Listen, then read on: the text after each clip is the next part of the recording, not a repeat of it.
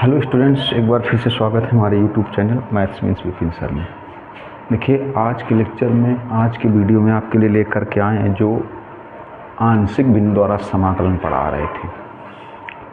जो लोग वीडियो में पहली बार हैं उनको जानकारी दे दें कि जो वीडियो बन चुके हैं इस आंशिक बिंदु द्वारा समाकलन के, वो आपको हमारे यूट्यूब चैनल पर प्लेलिस्ट पर जाइए। तो प्लेलिस्ट में आप जब देखेंगे उसमें अगर ऐसे सर्च करेंगे इंटीग्रेशन बाय पार्शियल फ्रैक्शन तो मिल जाएंगे आपको, स्टार्टिंग से वीडियो मिल जाएंगे। और जो लोग वीडियो में पहली बार हैं उनसे यही कहेंगे कि चैनल को सब्सक्राइब ज़रूर कर लें ताकि आपको आने वाले समय में हर एक वीडियो का नोटिफिकेशन मिलता रहे। और कभी देखिए, ये मत सोचिए कि नहीं ये किस बुक से पढ़ा रहे हैं, आप ये देखिए कि क्वेश्चन आपको यूपी बोर्ड से संबंधित मिल रहा है कि नहीं मिल रहा है। और हमने आपको ये भी बताया था पिछले वीडियो में कि जैसे इस बुक से पढ़ा रहे इसके एक्सरसाइज और एग्जाम्पल बताने के बाद अगर हमें ऐसा लगता है कि नहीं ये यूपी बोर्ड के लिखना मतलब क्वेश्चन पर्याप्त नहीं है तो आपको और अदर भी बताए जाएंगे। आप हम पर भरोसा करके आप हमारे चैनल से पढ़िए, आप 100% मार्क्स लाएंगे। और शेयर कर दीजिए ताकि ज़्यादा से ज़्यादा लोग पढ़ें, और कमेंट्स करके हमें बताते रहिए कि आपको पढ़ के कैसा लग रहा है। तो देखिए, पिछले वीडियो में जिस टाइप के क्वेश्चन बता रहे थे उसी प्रकार के क्वेश्चन अभी हम आपको बताएंगे, उसी टाइप के क्वेश्चन बताएंगे आपको, उसी टाइप के। अभी दूसरे टाइप के नहीं बताएंगे। हमने आपको बताया भी था, देखो आप जब वीडियो में पढ़ेंगे पिछले कुछ वीडियो से कि एक जैसे क्वेश्चन अगर एक जगह बताएंगे तो उससे आपका बहुत बड़ा बेनिफिट होगा और रिवीजन भी बढ़िया होगा और कॉन्सेप्ट भी बढ़िया समझ में आएगा। देखिए, जो कल वीडियो बता रहे थे उसी प्रकार के कुछ और वीडियो देखिए। जैसे एग्जाम्पल का एक क्वेश्चन है, बीच बीच में एग्जाम्पल भी बता रहे और एक्सरसाइज 13.1 बता ही रहे। देखिए क्वेश्चन ये है, जैसे एग्जाम्पल का देखिएगा,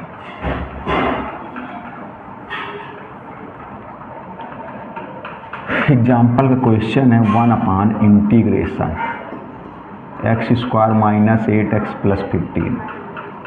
देखिए, इसका इंटीग्रेशन करना है। कल हमने जितने भी क्वेश्चन बताए थे इसी कॉन्सेप्ट के बताए थे।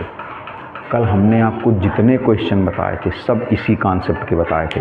और एक जैसे क्वेश्चन अगर एक जगह बताएंगे आपको तो आपको 100% मज़ा आ जाएगा।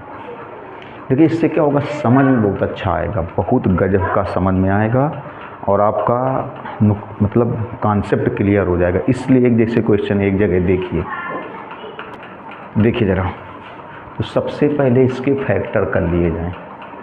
सबसे पहले इसके फैक्टर देखो, ये जो है x² - 8x + 15, इसके फैक्टर देखो कैसे करेंगे, गुणनखंड कर लिए जाए। 15 के ऐसे फैक्टर करना है कि जोड़ने से 8 आ जाए। 15 के दो ऐसे फैक्टर कि जोड़ने से 8 आ जाए। तो 5 3 15, 5 3 15। देखिए, तो यहाँ पर एक फैक्टर क्या हो जाएगा, ऐसे -5x - 3x + 15 x - 5 - 3 x - 5। देखिए फैक्टर किए जा रहे हैं। 15 के ऐसे दो फैक्टर करना है कि जोड़ने से 8 आ जाए। तो 5 3 15, 5 3 कितना हो जाएगा 8। इन दोनों से x कॉमन लिया, 3 कॉमन लिया। अब देखिए x - 5 कॉमन लिया तो क्या आएगा x - 3। जब ये x - 5 कॉमन कर लेंगे तो x - 3। अब देखिए कैसे सॉल्व करेंगे, गौर से देखिएगा। 1 फैक्टर लिख देंगे, x² - 8x + 15 के फैक्टर लिख देंगे, x - 5 x - 3। देखो फैक्टर लिख दिए गए। ये जो x² - 8x + 15 है इसके ये फैक्टर लिख दिए गए। अब देखो आप, ये रैखिक गुणनखंड है, जैसा कि कल वाला वीडियो, जिन्होंने कल वाला वीडियो ना देखा हो, हमने क्या बताया, जो लोग वीडियो में पहली बार आ रहे हैं तो आप पहले प्लेलिस्ट पे जाइए और पहले वीडियो से पढ़िए, आपको 100% बढ़िया समझ में आएगा। देखिए, तो अब देखिए ये रैखिक गुणनखंड है, इनकी आंशिक बिन तोड़ी जाएगी। 1 x - 5 x - 3। देखिए इसकी आंशिक भिन्न कैसे तोड़ोगे, a/x - 5 + b/x - 3। देखो ये रैखिक गुणनखंड है, ये रैखिक गुणनखंड है। तो a/x - 5 b/x - 3, a/x - 5 b/x - 3 ये रैखिक गुणनखंड है। रैखिक गुणनखंड हैं तो इनके लिए हमने पहले वीडियो में ही बताया था आंशिक भिन्न कैसे तोड़ते हैं रैखिक गुणनखंडों की, और कल के वीडियो में, इस वीडियो से पहले वाले वीडियो में बताया था कि इसको हल कैसे करते हैं। देखिए पहले वीडियो में केवल तोड़ना बताया था और कल वाले वीडियो में यही बताया था कि इनको हल कैसे करते हैं। देखिए तो यहाँ पर इसको समीकरण नंबर 1 मान लो। हमने क्या था, जिन्होंने कल का वीडियो नहीं पढ़ा तो आप एक तरफ से पहले प्लेलिस्ट से जाइए और सारे वीडियो पढ़ के आइए, मज़ा आ जाएगा आपको।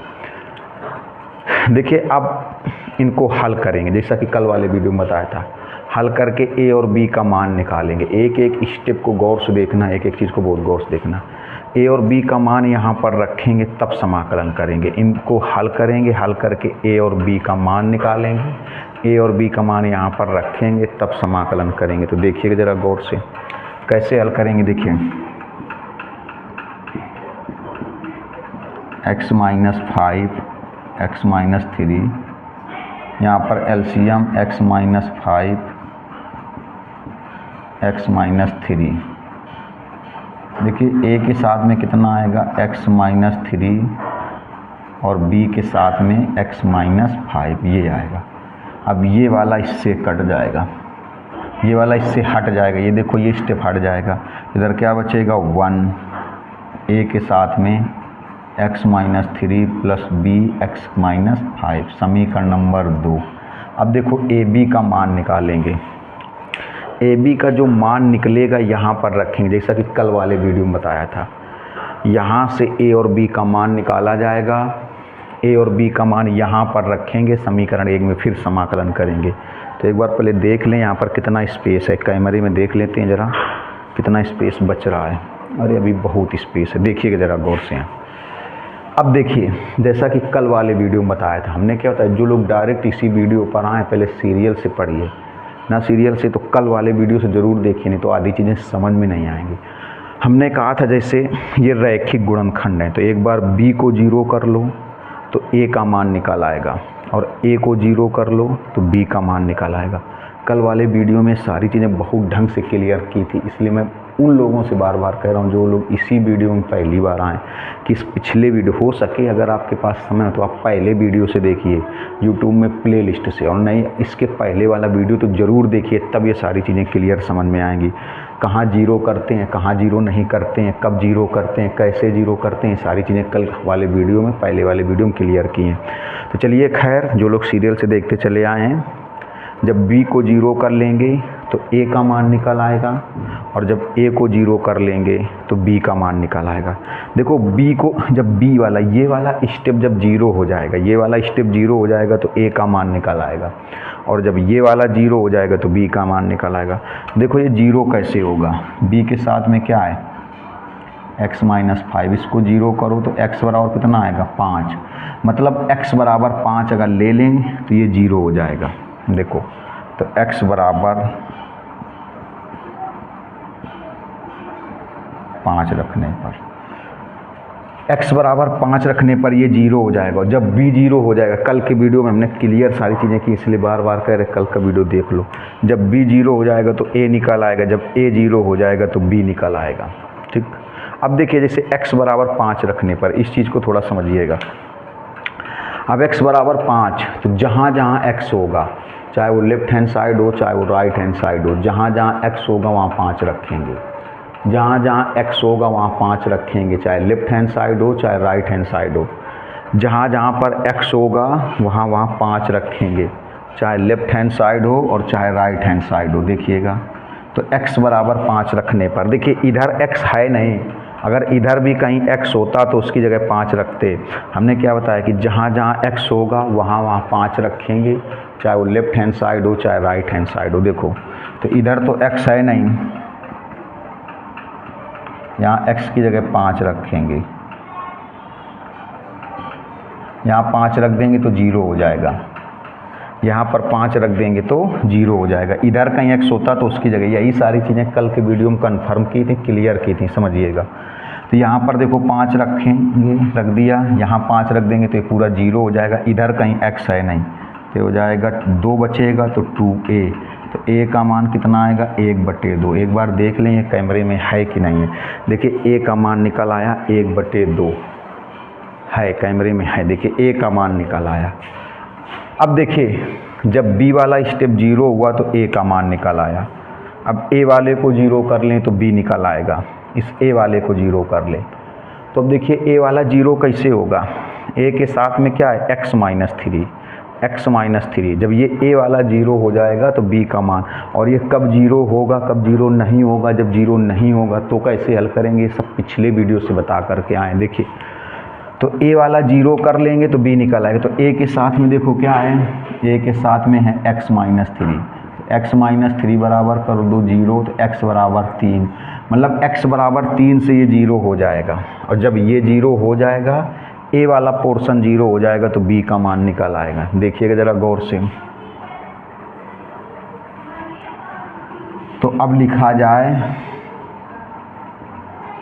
x बराबर 3 रखने पर, देखो तो अब x बराबर 3 रखने पर मतलब चाहे वो लेफ्ट हैंड साइड हो चाहे वो राइट हैंड साइड हो, जहाँ जहाँ x होगा वहाँ 3 रखेंगे।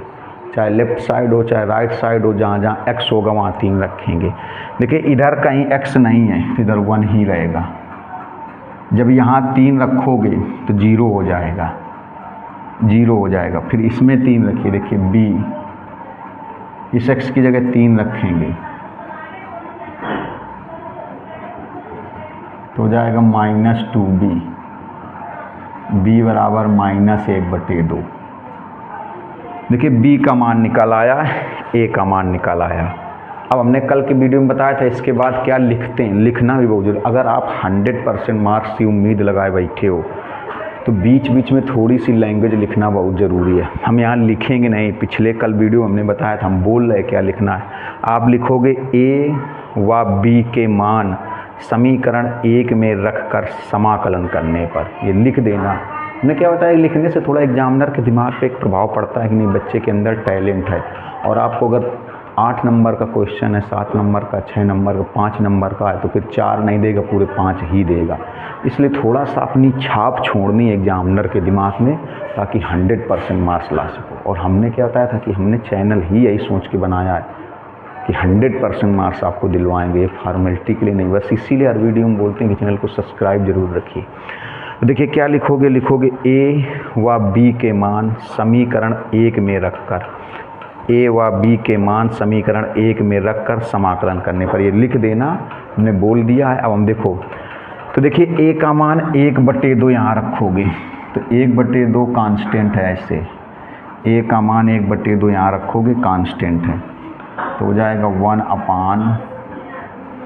1/x minus 5। देखिए b की जगह -1/2, यहाँ b की जगह, तो -1/2 भी कांस्टेंट है, 1/x माइनस 3। अब देखिए इन दोनों में से ये फार्मूला लगेगा 1/x, तो 1/x का होता है log x प्लस कांस्टेंट। तो देखिए 1/2 ये हो जाएगा log x माइनस 5। अब देखिए चलो -1/2 log x minus 3 plus constant. एक चीज़ और गौर से देखिए, ये हमने डायरेक्ट समाकलन कर दिया। डायरेक्ट का मतलब समझते हो, अगर इस देखो इसका समाकलन इस सूत्र से कर दिया, नहीं तो इसमें x माइनस 5 को t मानते। इसलिए हम कह रहे बार बार पिछला वीडियो देख के आओ, सारी चीज़ें क्लियर हो जाएंगी, उसमें बहुत ढंग से बताया है। इसमें किसको देखो, ये सूत्र बनाने के लिए, ये 1/x वाला सूत्र बनाने के लिए इसमें x माइनस 5 को क्या मानना पड़ता, t। और 1/x वाला सूत्र इसमें बनाने के लिए x माइनस 3 को क्या मानना पड़ता, t। x इसमें किसको मानते, x माइनस 5 को, इसमें x माइनस 3 को। जब नहीं मानते हैं डायरेक्ट समाकलन करते हैं, तो पिछले कई वीडियोस बताते चले आ रहे हैं कि जब बिना माने मतलब बिना t माने समाकलन करते हैं, डायरेक्ट समाकलन करते हैं, तो हमने एक आपको ऐसे फंडा बता दिया, ट्रिक बता दिया कि जो संख्या x के साथ गुणा में होगी, यही सारी चीज़ें पिछले वीडियो में क्लियर किया था कि जब डायरेक्ट समाकलन करते हैं, डायरेक्ट मतलब बिना t माने समाकलन करते हैं, तो जो संख्या x के साथ गुणा में होगी, समाकलन करने के बाद उसको भाग में लिखेंगे। जो संख्या x के साथ भाग में होगी, समाकलन करने के बाद उसको गुणा में लिखेंगे। और जो संख्या इसके साथ प्लस या माइनस में होगी उससे कोई फ़र्क नहीं पड़ेगा, उसको नहीं लिखना है। ठीक, ये सारी चीज़ें क्लियर की। अब देखिए आगे थोड़ा सा और हल हो जाएगा। कैसे, देखिए दोनों से 1/2 कॉमन कर लो, तो log x minus 5 minus log x minus 3 plus constant. यहाँ पर देखिए फार्मूला बन गया log m minus log n का, क्या होगा log m अपान n। log m minus log n देखिए तो 1/2 log m अपान n में क्या हो जाएगा x माइनस 5 अपान x माइनस 3 प्लस कांस्टेंट। तो आप जल्दी से इसका स्क्रीनशॉट ले लें। अब देखिए हमने क्या बताया, एक मेथड के क्वेश्चन एक साथ बताएंगे, आपको क्लियर होता चला जाएगा। एक मेथड के क्वेश्चन अगर एक साथ बताएंगे तो सारी चीज़ें क्लियर होती चली जाएंगी। तो अब थोड़ा सा देखिएगा, अब दूसरे टाइप के कुछ क्वेश्चन बताने जा रहे हैं इसी टाइप के, लेकिन अब थोड़ा सा चेंज हुए। देखिए एग्जाम्पल से शुरुआत करते हैं। एग्जाम्पल में एक क्वेश्चन, इसका स्क्रीनशॉट आपने ले लिया होगा।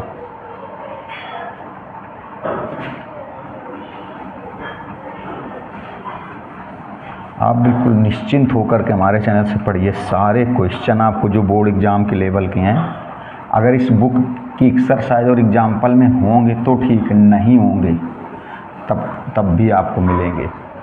हमने बताया अलग से हम आपको बताएंगे, आपका नुकसान नहीं होने देंगे। देखिएगा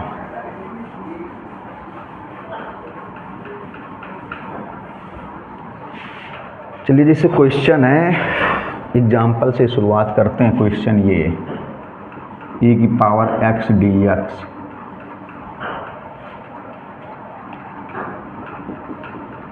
1 प्लस e की पावर x और 2 प्लस e की पावर x, ये क्वेश्चन है। क्वेश्चन देखिए थोड़ा सा चेंज होंगे। अब इसके जैसे जितने भी क्वेश्चन होंगे, चाहे वो एक्सरसाइज में हो चाहे एग्जाम्पल में, सब बताएंगे। इसके जैसे जितने भी क्वेश्चन होंगे, चाहे एक्सरसाइज की हो चाहे एग्जाम्पल के, सब बताए जाएंगे। तो थोड़ा सा गौर से देखिएगा। पहले इसमें प्रतिस्थापन लगेगा। प्रतिस्थापन, हमें लगता है कि हमारे YouTube चैनल पर प्रतिस्थापन वाला समाकलन अभी उपलब्ध नहीं है, बहुत जल्दी उपलब्ध हो जाएगा। हमने गलती कर दी, पहले वही बताना चाहिए था। चलिए खैर, प्रतिस्थापन जो लोग पढ़ करके आए देखिए, नहीं तो बहुत जल्दी मिलेगा। तो इसमें क्या करेंगे, सबसे पहले मान लिया जाए e की पावर x को t। अब इसका अवकलन करेंगे तो e की पावर x dx बराबर dt। देखिए ये जो इतनी वैल्यू है, ये वैल्यू हमारे चैनल पर आपको खंडशः समाकलन के सारे वीडियो प्लेलिस्ट में उपलब्ध हैं। प्रतिस्थापन द्वारा समाकलन छोड़ करके शायद सारा समाकलन लगभग उपलब्ध है। ये नहीं था तो ये भी उपलब्ध होने जा रहा है धीरे धीरे करके। देखिए तो e की पावर x को t मान लिया। यहाँ पर देखिए e की पावर x को t मान लिया, तो इसका अवकलन e की पावर x का अवकलन e की पावर x ही रहता है। आपको पता है कि e की पावर x का अवकलन e की पावर x रहता है, e की पावर x का समाकलन b की पावर x रहता है। और t का करोगे dt अपान dx, तो dx इधर हो गया। रखिए मान, देखिए कैसे मान रखोगे, देखो ये जो e की पावर x dx, e की पावर x dx की जगह dt लिखोगे, 1 प्लस e की पावर x की जगह t,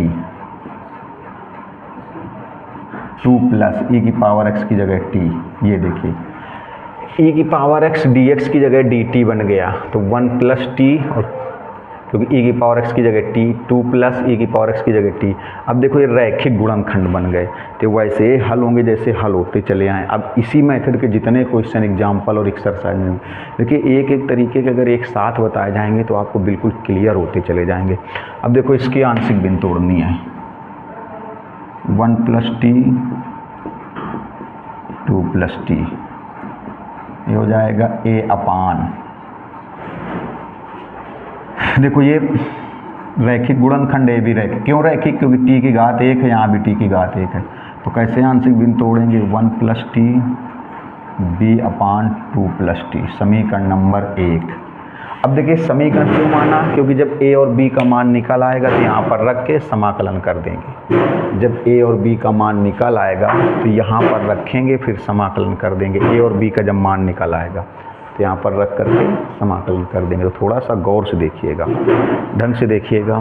चलिए एलसीएम ले लेते हैं। 1 प्लस टी 2 प्लस टी, यहाँ पर एलसीएम हो जाएगा 1 प्लस टी और 2 प्लस टी। देखिए तो ए के साथ में कितना आएगा 2 प्लस टी और बी के साथ में 1 प्लस टी। अब देखिए ये इससे हट जाएगा, ये वाला इससे हट जाएगा, समझिएगा।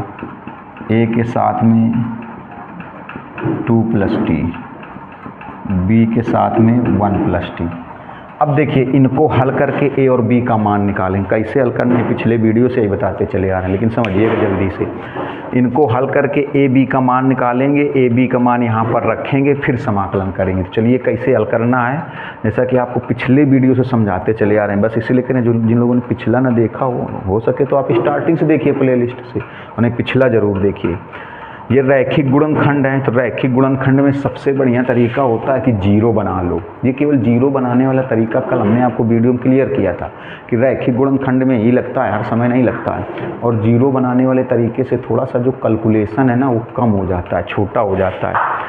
देखो इसको जीरो बना लें, जब b को जीरो बना लेंगे तो a का मान आएगा, और जब a को जीरो बना लेंगे तो b का मान आएगा। इस b को जीरो बना लेंगे तो a का मान आ जाएगा, और जब इस a को जीरो बना लेंगे तो b का मान। चलो b को जीरो बना लें, पहले b को जीरो बना लें तो a का मान आ जाएगा। तो b जीरो कैसे होगा, देखो b में क्या है, b के साथ में 1 प्लस टी, तो 1 प्लस टी बराबर 0, तो हो जाएगा t बराबर -1। मतलब ये हुआ कि अगर t बराबर -1 ले लें, t बराबर -1 ले लें तो ये b जीरो हो जाएगा, a का मान निकल आएगा। तो यहाँ पर आप कह सकते हो, देखो t बराबर -1 रखने पर, देखो t बराबर -1 रखने पर देखिएगा। तो अब देखिए जैसे t बराबर -1 रख रहे हैं, थोड़ा समझिएगा। t बराबर -1 रख रहे हैं तो t बराबर -1 लेफ्ट हैंड साइड में जहाँ जहाँ t होगा वहाँ रखेंगे, राइट हैंड साइड में जहाँ जहाँ t होगा वहाँ रखेंगे। अगर t बराबर -1 हम रख रहे हैं तो लेफ्ट हैंड साइड में जहाँ जहाँ t होगा वहाँ पर -1 रखेंगे, और राइट हैंड साइड में जहाँ जहाँ t होगा वहाँ भी -1 रखेंगे। लेफ्ट हैंड साइड में जहाँ जहाँ t होगा वहाँ -1 रखेंगे, राइट हैंड साइड में जहाँ जहाँ t होगा वहाँ भी -1 रखेंगे। तो देखिए आप यहाँ लेफ्ट हैंड साइड में कहीं t नहीं है, अगर इधर भी कहीं t होता तो उसकी जगह भी -1 रखते, तो इधर तो 1 ही रहेगा। देखो a 2 प्लस, इस t की जगह -1 रखेंगे, इस t की जगह -1।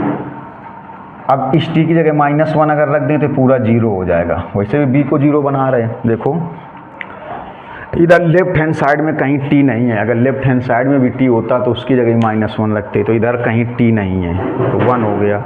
यहाँ t की जगह -1, यहाँ t होता तो यहाँ भी -1 रखते, यहाँ t होता तो इसकी जगह भी -1 रखते, नहीं है। अब देखिए तो हो जाएगा 1, ये 1 बचेगा तो a, 1 का गुण, तो a की वैल्यू देखो निकल आई 1, a की वैल्यू निकल आई। जब b को 0 कर लिया तो a का मान आ गया। अब a को 0 बना लें, ये a वाला पोर्शन 0 कर लें तो b का मान आ जाएगा। a वाला पोर्शन जब 0 कर लेंगे तो b का मान, तो देखो a वाला पोर्शन, तो a में है क्या 2 प्लस टी, 2 प्लस टी है। देखिए देखो ज़रा 2 प्लस टी बराबर 0, तो t बराबर कितना हो जाएगा -2। तो यहाँ पर लिख दो, मतलब t बराबर -2 से, t बराबर -2 से ये a वाला 0 हो जाएगा, b का मान निकल आएगा। t बराबर -2 से ये 0 हो जाएगा, b का मान निकल आएगा। देखिए तो यहाँ पर हो जाएगा t बराबर -2 रखने पर, देखिए t बराबर -2 रखने पर, तो इधर तो t है नहीं 1, अगर इधर भी t होता, मतलब अब जहाँ जहाँ t होगा वहाँ -2 रखेंगे, -2, चाहे वो लेफ्ट हैंड साइड हो और चाहे वो राइट हैंड साइड हो, -2 रखना है। जहाँ चाहे लेफ्ट हैंड साइड हो चाहे राइट हैंड साइड हो। इधर कहीं t नहीं है, अगर होता तो वहाँ भी -2 रखती, इधर 1 है। इसमें देखिए जब यहाँ पर -2 रख देंगे यहाँ पर तो ये वाला 0 हो जाएगा। जब इस t की जगह -2 रख देंगे तो ये पूरा 0 हो जाएगा। तो b वाला देखिए बराबर में b, ये तो 0 हो जाएगा, 1 माइनस t की जगह -2, ये हो जाएगा -1। तो देखिए -b, तो b बराबर आया -1। देखिए बी का मान -1 आ गया, बी का मान कितना आया -1।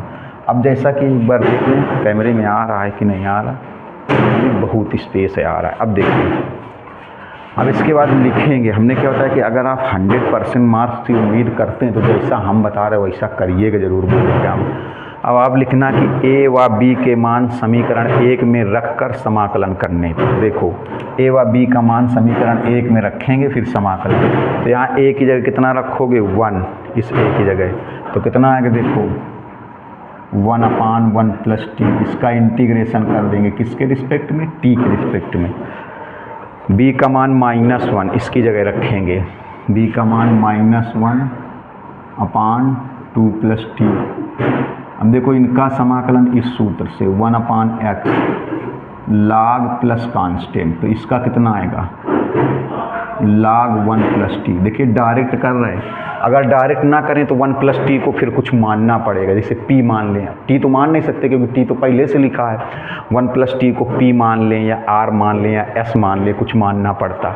अगर नहीं मान रहे डायरेक्ट कर रहे तो आपको 1001 बार समझाते चले आ रहे, इंटीग्रेशन बाई पार्ट से बताते चले आ रहे, खंडशः समाकलन से पिछले कई वीडियोस बताते चले आ रहे कि अगर मान नहीं रहे, देखो इस सूत्र में बदलने के लिए, इस 1/x वाले सूत्र में बदलने के लिए, इस 1/x वाले सूत्र में बदलने के लिए 1 + t को कुछ मानना पड़ता। जैसे मान लो p मान लेते, 1 + t को क्या मान लेते p।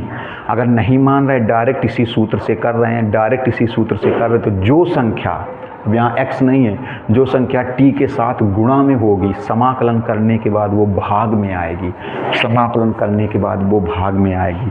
और जो संख्या t के साथ भाग में होगी समाकलन करने के बाद वो गुणा में जाएगी। देखो लेकिन यहाँ पर t के साथ कोई संख्या नहीं है, t का गुणांक 1 है तो 1 का गुणा भाग करने से कोई फर्क नहीं पड़ता है।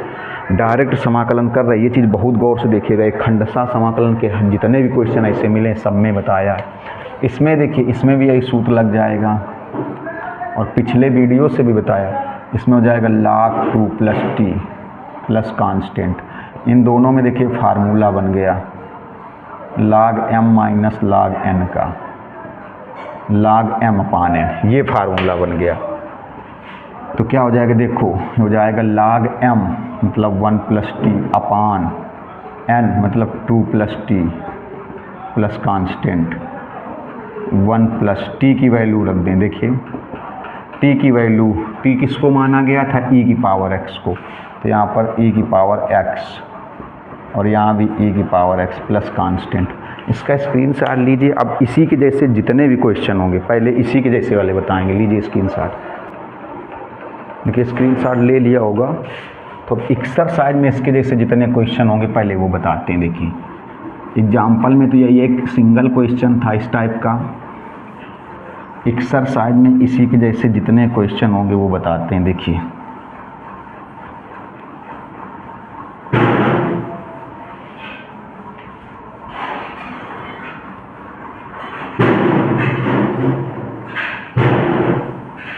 देखिए एक्सरसाइज में इसके जैसा जितने भी क्वेश्चन होंगे हमने क्या वो बताते हैं। तो सबसे पहले इसी टाइप का एक क्वेश्चन 10वां नंबर है। देखिए 10वां नंबर सबसे पहले एक्सरसाइज में इसी टाइप का, ये x² x⁻6 + x³ - 2, ये क्वेश्चन है 10वां नंबर एक्सरसाइज का। एक्सरसाइज 13.1 ही चल रही है, साथ में एग्जाम्पल भी चल रहा है क्योंकि एक मेथड क्वेश्चन एक साथ बताते चल रहा है।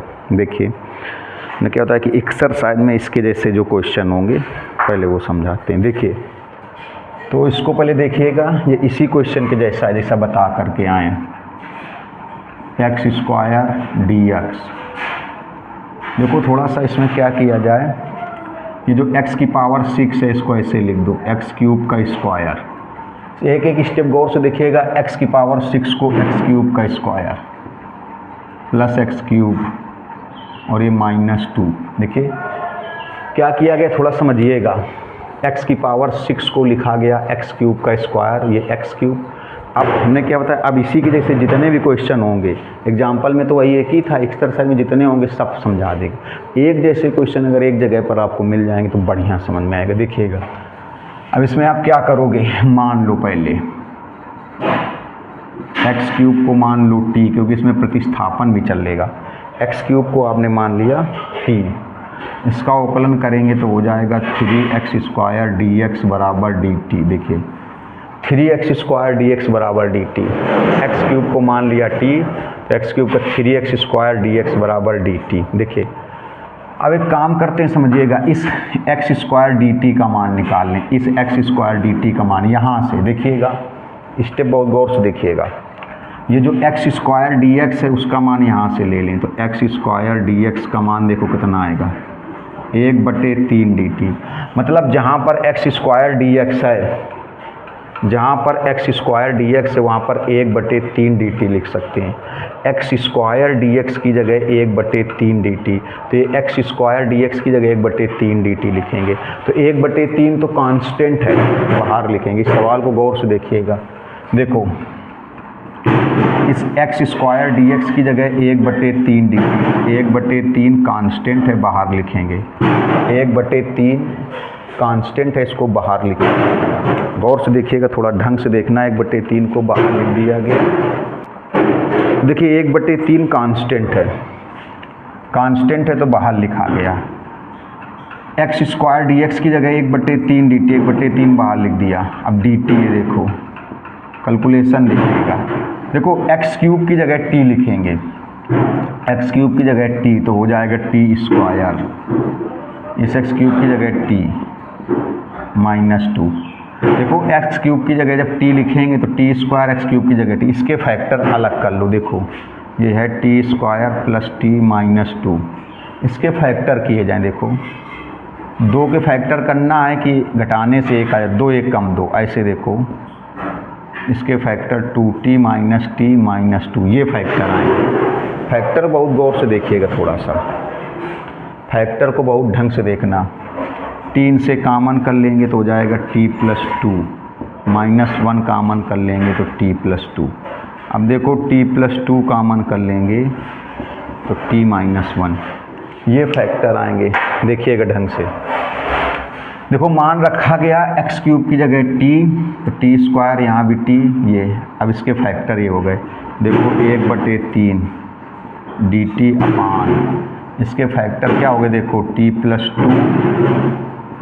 t -1, ये हो गए।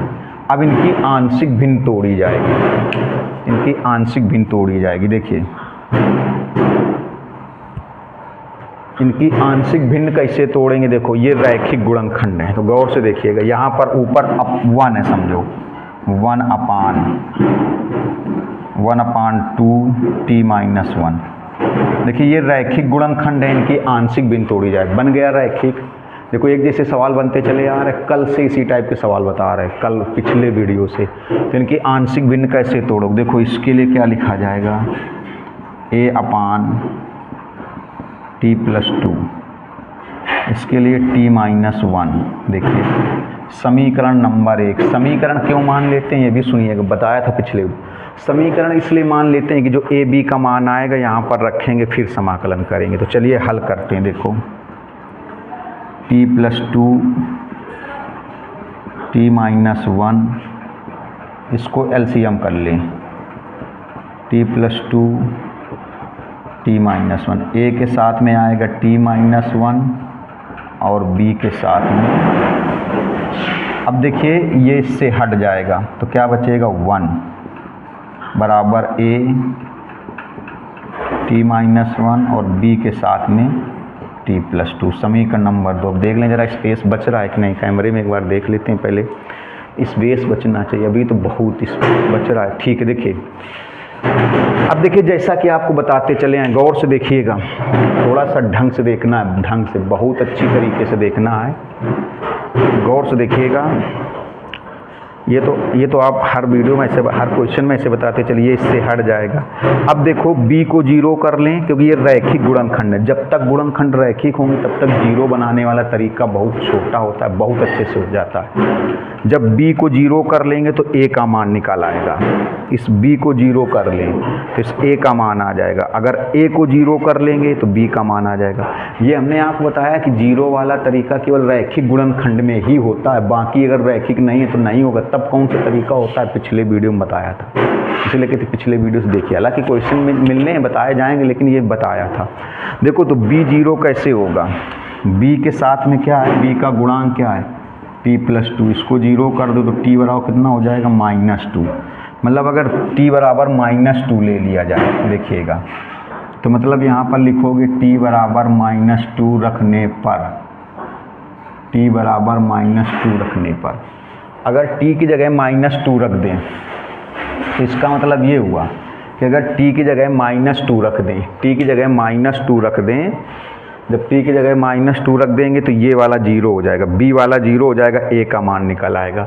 अब t की जगह जैसे -2 रख रहे हैं तो लेफ्ट हैंड साइड में जहाँ जहाँ t होगा वहाँ -2 रखेंगे, राइट हैंड साइड में जहाँ जहाँ t होगा वहाँ -2 रखेंगे, लेफ्ट हैंड साइड में इधर दोनों तरफ रखेंगे, जहाँ जहाँ t होगा, चाहे वो लेफ्ट हैंड साइड हो चाहे राइट हैंड साइड हो, t की जगह -2 रखेंगे।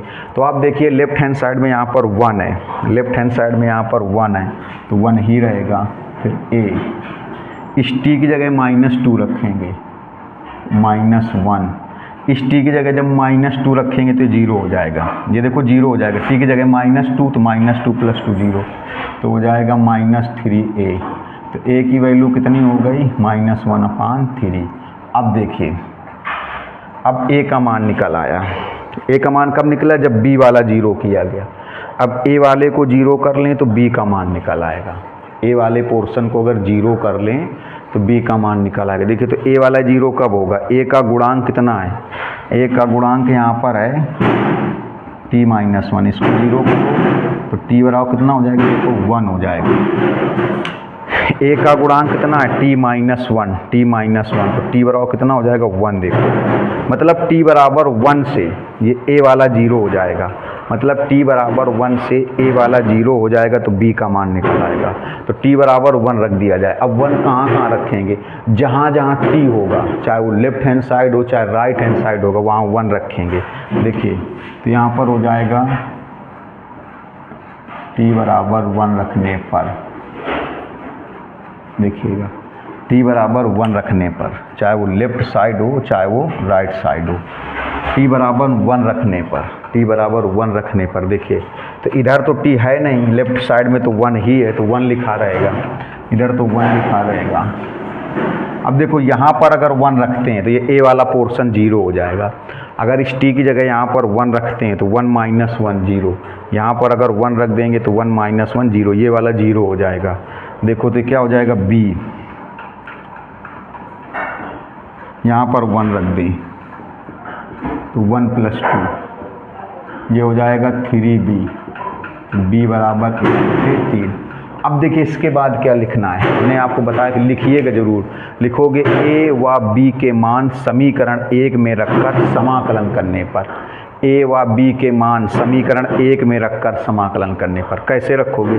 देखो इस a की जगह -1/3 और b की जगह 1/3, चलिए रखते हैं। यहाँ पर a की जगह -1/3 तो -1/3 कांस्टेंट है, 1/t+2 dt। देखिए b की जगह 1/3 1/t-1 dt। देखिए इसमें समाकलन किस फार्मूले से होगा, 1/x dx क्या हो जाएगा log x plus constant. Direct कर देते हैं, देखिए डायरेक्ट मतलब बिना t माने, t तो मान ही चुके हैं। अगर इस सूत्र में बदलना है तो इस t+2 को फिर कुछ मानना पड़ेगा, जैसे p मान लें, r मान लें, s मान लें। देखो इस 1/x वाले सूत्र में बदलने के लिए, इस 1/x वाले सूत्र में बदलने के लिए इस t+2 को फिर कुछ मानना पड़ेगा। t+2 को जैसे p मान लें, r मान लें, s मान लें। इसी 1/x वाले सूत्र में बदलने के लिए इस t-1 को भी कुछ मानना पड़ेगा। 1/x वाले सूत्र में बदलने के लिए t-1 को भी कुछ न कुछ मानना पड़ेगा। 1/x वाले सूत्र में बदलने के लिए t-1 को भी मानना पड़ेगा। अगर ना माने, जैसे डायरेक्ट समाकलन कर दें, तो आपको इतनी बार बताया है पिछले खंडशः समाकलन से बताते चले आ रहे हैं कि अगर डायरेक्ट समाकलन कर दें तो जो संख्या x के साथ, अब यहाँ x नहीं है, यहाँ t के साथ, जो संख्या t के साथ गुणा में होगी समाकलन करने के बाद उसको भाग में लिख देंगे, और भाग में होगी तो समाकलन करने के बाद गुणा में लिख देंगे। हाँ, जो प्लस माइनस में होगी उससे कोई फर्क नहीं पड़ेगा, उसको नहीं लिखना है। तो चलो डायरेक्ट कर दें इसी सूत्र पर। देखो ये हो जाएगा -1/3, इसका कितना आ जाएगा, ये आएगा log t+2। अब देखिए यहाँ पर t के साथ ना कोई संख्या, अगर यहाँ कोई गुणा में होती तो यहाँ भाग में आती, यहाँ t के साथ भाग में होता तो गुणा में आता, कुछ भी नहीं है। एक है तो एक से गुणा भाग करने से कोई फर्क नहीं पड़ेगा, t का गुणा। देखो 1/3 log, ये कितना आएगा t-1 प्लस कांस्टेंट। देखो इसमें भी अगर यहाँ पर t के साथ, यहाँ पर t के साथ अगर कोई संख्या गुणा में होती तो यहाँ भाग में आती, यहाँ भाग में होती तो गुणा में आती। कोई संख्या नहीं, एक है तो एक का गुणा भाग करने से कोई फर्क नहीं पड़े। अब देखो 1/3 कॉमन कर लो दोनों से, पहले ये लिख दो प्लस वाला log। लेकिन देखिए अभी एक गलती हुई है, गलती ये हुई है, गौर से देखिएगा कि ये 1/3 पहले से था, ये 1/3, ये 1/3 यहाँ पर तो लिया नहीं गया। अब तो ये कहाँ से आ गया, तो ये तो a का मान निकला है, ये कहाँ से आ गया, ये b का मान निकला है। लेकिन ये 1/3 सवाल में ही था, अगर इसको भूल गए तो गलत हो जाएगा, इसको भूलना नहीं। तो यहाँ पर एक काम कर सकते हैं, यहाँ पर 1/3 देखो, क्योंकि 1/3 का आगे गुणा था। देखो आपने केवल जब आंशिक भिन्न से देखिए, यहाँ से जब हल किया था तो 1/3 नहीं लिया है, 1/3 यहाँ पर नहीं लिया है आपने। तो ये -1/3, ये तो a का मान है, ये 1/3 b का मान है, और ये जो 1/3 था, ये जो 1/3 था, इसको भी यहाँ पर आगे लिखेंगे ऐसे 1/3। इसको लिखना बहुत ज़रूरी है, 1/3 ऐसे लिख दीजिए 1/3। देखिएगा गौर से, तो 1/3। अब देखना, मतलब चाहे ऐसे कर दो, मेरी बात समझना, डायरेक्ट ऐसे कर दो। देखो 1/3 था, समझना ऐसे कर दो, 1/3 ले लिया, ये 1/3 लिया ये वाला, तो यहाँ पर 1/3 त्रिका कितना हो जाएगा, 9 हो जाएगा, यहाँ 9 हो जाएगा, देखो 9 हो जाएगा, और यहाँ भी 3 त्रिका कितना हो जाएगा, 9। तो 1/9 इन दोनों से क्या कर लोगे, कॉमन। अब देखिए ये 1/3 छूट रहा था, ये 1/3, ये लिखना तो पड़ेगा। यहाँ पर आंशिक भिन्न तोड़ने में नहीं लिया था, लेकिन बाद में 1/3 तो लेना पड़ेगा, नहीं गलत हो जाएगा। 1/9 कॉमन कर ले, पहले ये प्लस की वैल्यू, ये प्लस में बचेगा log t-1, माइनस में बचेगा, माइनस में बचेगा log t+2, ये माइनस में log t+2। यहाँ पर फार्मूला बन गया log n का, ये बनेगा log m/n। देखो 1/9 तो हो जाएगा log m/n, ये t-1 है, तो m/n t-1 t+2 plus constant, ये हो जाएगा log। अब देखिए t की वैल्यू रख दो, t की वैल्यू x3, यहाँ पर t की वैल्यू x3 - 1 x³ + 2 और प्लस कांस्टेंट। ये देखिए अच्छा क्वेश्चन है, पहले आप इसका जल्दी से स्क्रीनशॉट ले लीजिए, बहुत अच्छा क्वेश्चन है, जल्दी से। अब देखिए इसी टाइप का एक्सरसाइज में एक और 16 नंबर, जो पूरा 16 नंबर के 3 पार्ट हैं, तीनों पार्ट इसी टाइप के हैं, 17-20 इसी टाइप का। चलिए 16 के पहले पार्ट से स्टार्ट करते हैं। देखो एक जैसे क्वेश्चन एक जगह बताए जाएंगे तो बढ़िया समझ में आएगा, देखना।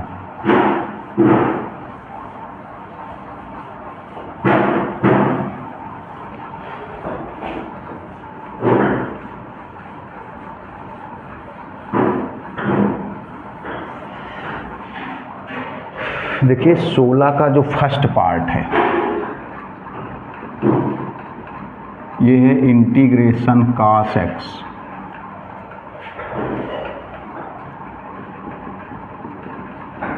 1 + sin x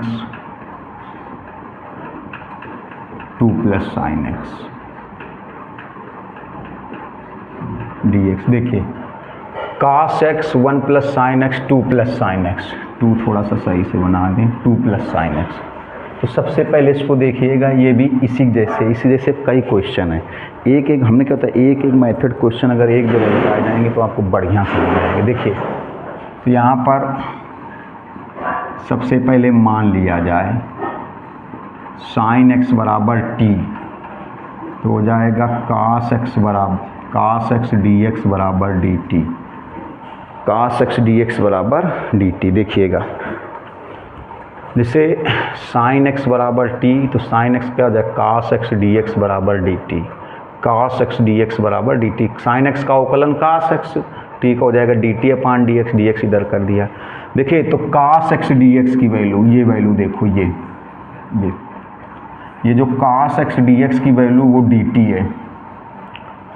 आप देखिए जो कास एक्स डी एक्स की वैल्यू वो डी टी है, तो यहाँ पर ये हो जाएगा डी टी और 1 प्लस साइन एक्स की value t, 2 plus sine x की वैल्यू टी। देखो वैल्यू रख दी गई, टी के पदों में बदल गया, कास एक्स डी एक्स की value d t, 1 plus sine x की value t, 2 plus sine x की वैल्यू टी। देखिए रैखिक गुणनखंड है, इनकी फिर आंशिक भिन्न तोड़ी जाए। और हम आपसे उम्मीद करते हैं, चलो बता देते हैं कैसे जल्दी से थोड़ा। ये 1 प्लस टी 2 प्लस टी बराबर देखो a upon 1 plus T b upon 2 plus T.